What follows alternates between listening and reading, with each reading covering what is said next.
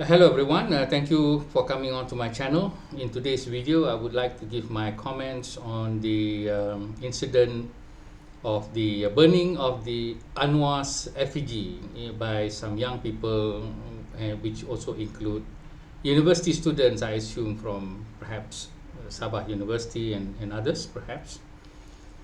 Now, in this regard, what has happened is that there is this demonstration staged by this Sabah or student benci rasuah, meaning group of young people against corruption. And basically the demonstration is targeted to Datuk Sri Anwar Ibrahim, blaming him for everything. And so it ends with the burning of the effigy of Anwar Ibrahim.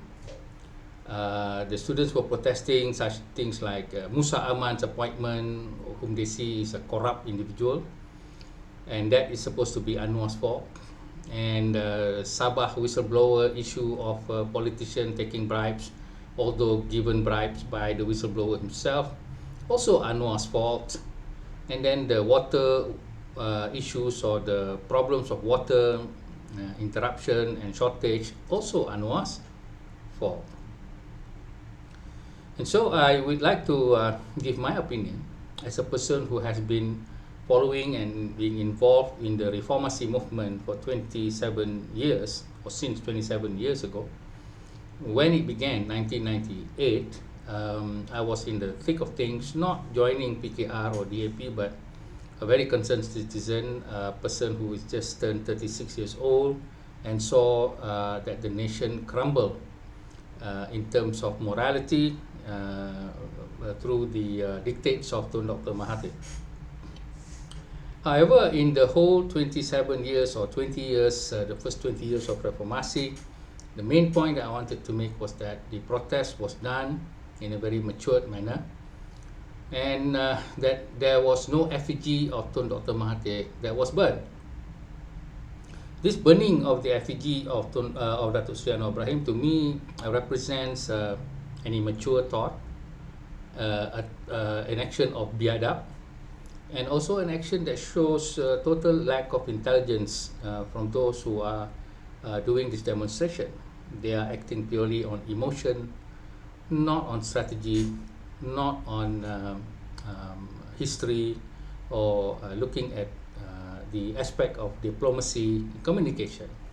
Simply trying to target populism with empty slogan shouting. Now, during the days of Reformasi, when Anwar Ibrahim was taken away by balaclava-clad machine gun policemen, I had the shock of my life, and I did not know how the country was going to turn into. And so began a long, arduous journey of the first 10 years of Reformasi. For all those who were demonstrating was probably not born or was just in being toddlers. During the days of Reformasi, the protests against the Tun Dr. Mahathir's regime and Barisan Nasional's power was mainly through the portal Malaysia Kini, which was born more or less during that time. I still remember the first day of Malaysia Kini coming on to the internet. And then there was also the late Raja Petra Kamarudin, who was the single person to actually stood against Tun Dr. Mahathir for his own reasons, with his Mahazalim Mahafiraun website that caused a lot of problems for the Barisan Nasional. This was in the early days of internet, when Barisan Nasional felt they had all the power of police, all the power of judiciary, all the power of the universities and whatnot, everything they hold. But the internet was taken over by Malaysia Kini and also Mahazalim Mahafiraun. Not to forget also the actions of Harakah Ahmad Lutfi, very brave to publish articles about the ongoing trial of Anwar Ibrahim in the first sodomy case, and also what was happening on the ground. That is one aspect of the fight or the crusade. Now on the ground, there was Parti Islam Malaysia, led by professionals like Muhammad Sabu, Dr. Zulkifli, by Salihuddin Ayub, by Mujahidin Rawa, also by Ustaz Hadi Awang, the present one, as well as the late Ni Aziz, and also a host of other ulamas, and my few favorite professionals like Dr. Hassan Ali, who was a great orator, a great intellectual, and was a vice president, I think one of the high level leaders of Parti Islam Malaysia, to the point that I thought he would take over as the president. Him being not an ustaz but an urban planner, and I had the privilege of learning from him personally, and it's a great individual and great character. So there was also the movement called Gerak, in which aside from the political ones, then there is the NGO, I think led by my college mate Said Ibrahim, who is now a YB for PKR and said to be in Rafizi's camp. So this was the ways in which the protests against the atrocities, the corruption, all the moral degradation that was caused by Tun Dr. Mahathir and UMNO, as well as MCA, MIC, all together in the Barisan Nasional regime. It was a very powerful regime.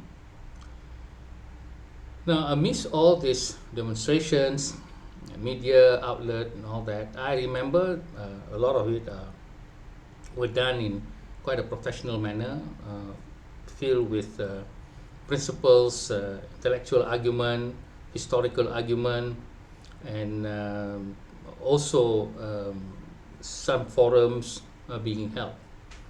But I do not remember, and I do not recall a single incident where the effigy of Tun Dr. Mahathir was burned. Now, this is very significant when we have young people thinking that they are caring for the country, knowing very little, knowing they have no wisdom, knowing they have no experience, and only that they have their social media, and they start doing things by copying other people, and then making all sorts of noises that, and they do not have even a single strategy of trying to make Sabah better. They did not even took into consideration that the Musa Aman appointment was not by Anwar Ibrahim, even though officially it was sanctioned by him and the Yang di-Pertuan Agong, due to the suggestion of the Chief Minister Haji. Anwar had asked, is there no other person? But what are you going to do when it's the Chief Minister? You see, it's the Sabah people appointing Haji. He is the one who appointed Musa Aman. Why is Anwar Ibrahim's effigy being burned because of this? I don't support the burning of anybody's effigy. I don't support the stepping on the photograph of anybody. That is not the way that intelligent person, people who are supposed to go to university, should respond. This is supposed to be people like some of the street fighters of UMNO or other people in what we call street fighters in politics. That these people might do those things, and they are from usually the lower ranks of people, not supposed to be from universities. Then there is this whistleblower who himself admitted to giving money and then playing the victim and calling himself whistleblower. I don't call himself whistleblower because he is the one who said that he had given the money to this Sabah politician. So whatever it is, all I can see from this is a Sabah politician. Where is Anwar in this picture? Doesn't the student understand the basic politics of state? And in this case, Sabah is not called a state, it's supposed to be a nation by itself. They appointed these people, Sabah people. So why is the battle with Anwar Ibrahim? Anwar doesn't control Haji. Anwar doesn't control Premier Abang Jo. He doesn't control. He has to work with them. So this shows lack of intelligence, lack of understanding about political strategies and political communication. It's not about Anwar, and it's not about the MACC, because they are the ones who are supposed to investigate. And any issues with regard to so-called corruption, there are two. You could take it to the MACC and put out forums to question this, or even demonstrate in front of the office. And please don't burn the effigy of Azam Bati. You could also take it to the state legislature building and demonstrate in front of that. Go and shout till you are hoarse. Or take to a forum, put out an internet, put up your argument, call in your politician, and ask them point blank. The other thing that you could do is also to go and demonstrate and also do events around Sabah, not to appoint anymore these kind of people, because the election is just around the corner. Why are you wasting time burning Anwar's effigy? Go around Sabah. Talk to the people, do town halls. What is this going into the street and blowing your horn and things like that? This is not an intelligent way of doing things. In the days of Reformasi, there was no social media. There was only the internet. And so mass demonstrations were organized, and they were supposed to be very well disciplined. Those that were burning cars were attributed to agent provocateurs or the perhaps special branch and things like that. This is what we were told. After that, we saw Bersih taking over or hijacking the Reformasi movement into a civil society movement to remove the Barisan National Government. So both Reformasi, Parti Islam Malaysia, DAP, PKR, and also Bersih worked together in consonance in order to bring down the Barisan National Government, and ultimately they had to work even with Tun Mahathir. That's politics, that's strategy, that's intelligence. And so in the water issue, I know, or I have heard of the terrible shortages of water, even to the point of university students not being able to bathe. This is a terrible thing. But it is a Sabah problem. I don't understand how is it a federal problem. Then we can see the MAC raiding the Sabah waterworks and hundreds of millions being taken from homes and things like that. Where is it that Anwar is wrong in this matter? Why is it during Anwar's term then this thing can be raided? Did you ever ask that? So some people may say that I'm trying to defend Datuk Sri Anwar Ibrahim. Well, they can say that, but I'm here just sharing my experience of how I saw Reformasi was being fought for 20 years. And we did not burn the effigy of any of Tun Dr. Mahathir or any other politician. I'm also here to say that if you want to change Malaysia, first thing you must change yourself. Be more well-mannered, be more professional, be more intelligent, be more having what we call facts and figures to argue. This is what we teach in university. I don't know what they teach in Sabah University, but this is what we teach, or I teach, for over 30 years. You want to say something, make your case. Of course, there will be people who don't like you or hate you, whatever. It doesn't matter. As long as you have stated your case. Put out your argument. Put out your evidence. And I have done YouTubes, I have done forums, I have done public speaking, I have spoken to so many places where nobody pays me to come or to reimburse my travels and things like that. Because that's my responsibility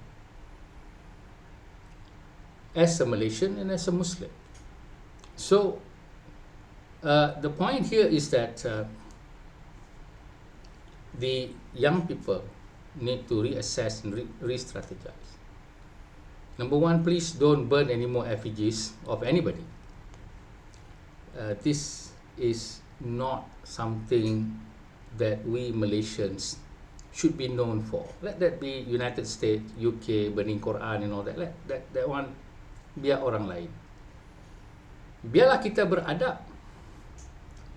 And with the internet, with the digital media, I've not seen any forums by these people. I've not seen them appear anywhere. I've not seen them propagate this in a very intelligent manner. And yet, this is what they do. So, this is something which young people need to actually look inside. I am for the young people thinking about politics. But you must realize that you are young. You have not seen many things, so you need to consult the old. Not saying that you need to consult orang tua macam saya. But the first rule of university is to look at those who have knowledge, number one. But also those who have experience. Experience and knowledge are two things that goes together. Knowledge without experience is useless. Experience without knowledge is something that is very dangerous. So you need to either read or ask people, talk to people, and then plan and strategize and put up your strategy very clearly. Look at what Rafizi have done. He's gone on demonstration, the hero thing. He knows he's going to lose, but by losing, he has won. Have you noticed that? Rafizi has won because he lost. But because he's very strategic, he did so many things to paint himself as the victim by giving certain kind of very strategic talks and strategic words, strategic expression. I have studied it, and he comes out the winner.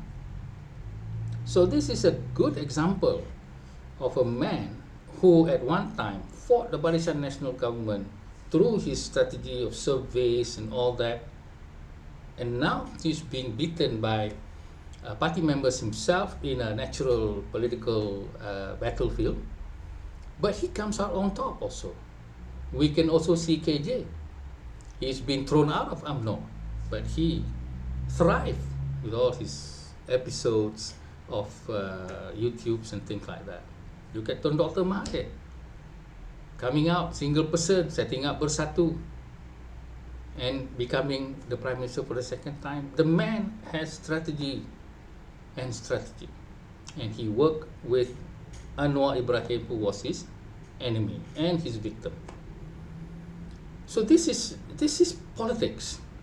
This is not shouting on the street.